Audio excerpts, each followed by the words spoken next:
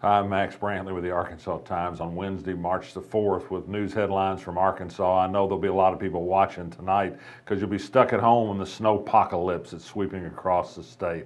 I hope. News today.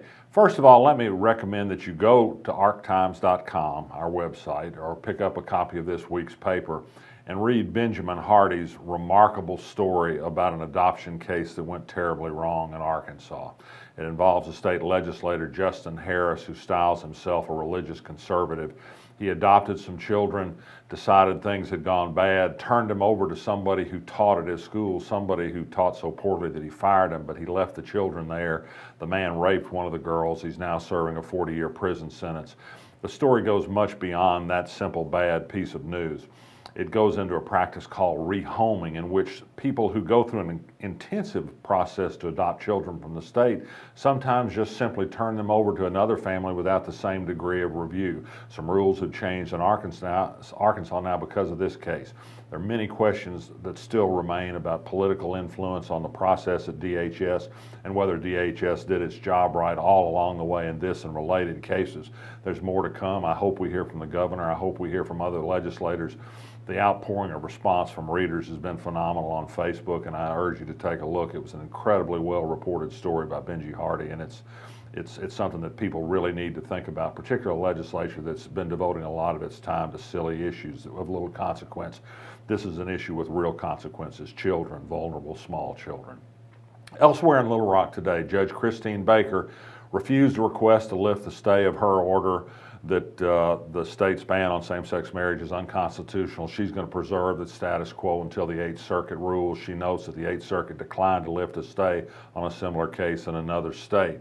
One piece of good news for those who believe in marriage equality: the Arkansas native actress Mary Steenburgen issued a strong statement yesterday in opposition to the bill pending at the Arkansas legislature that would protect discrimination legally against gay people. All you'd need to do is say it was your religion to discriminate against gay people and be okay. She's against that. That's a good thing. The legislature, as I said, they've been doing some silly things. I thought they'd given up on their idea of a spring break. No.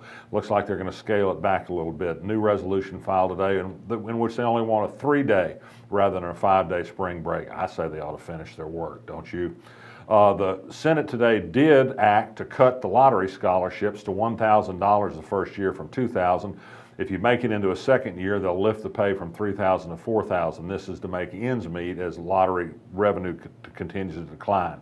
The sad thing is that by cutting these payments in the first year, it's going to really discourage poor people from attending college. This bill also makes it harder to get a scholarship. You can no longer qualify with a good grade point average. You have to meet a minimum ACT score. That also is going to discriminate against the poor and minorities who typically do less well on that particular test. Elsewhere in the legislature today, surprise, the Senate did good. It beat a bill that would essentially invalidate fluoride in water systems. It would give local option control to the places that don't want to have it. Health experts said this was a bad idea. The Senate committee, which was controlled by Republicans, by the way, but a couple of them are wives of doctors, they wouldn't go along with the anti-fluoride crowd.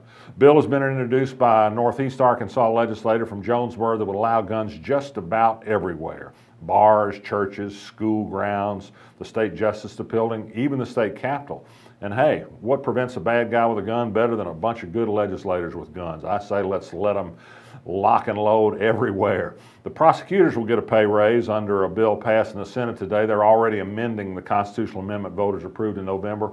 Prosecutors were left out. They want to be put in because they didn't get much of a pay raise this year, and they're looking at legislators getting 150% pay raise. They'd like a little of that action too, and frankly, that's probably fair. Aaron Lewis and Crystal Lowry, who were charged with the abduction and slaying of real estate agent Beverly Carter back in September, were in court today. Their trial date was set for July.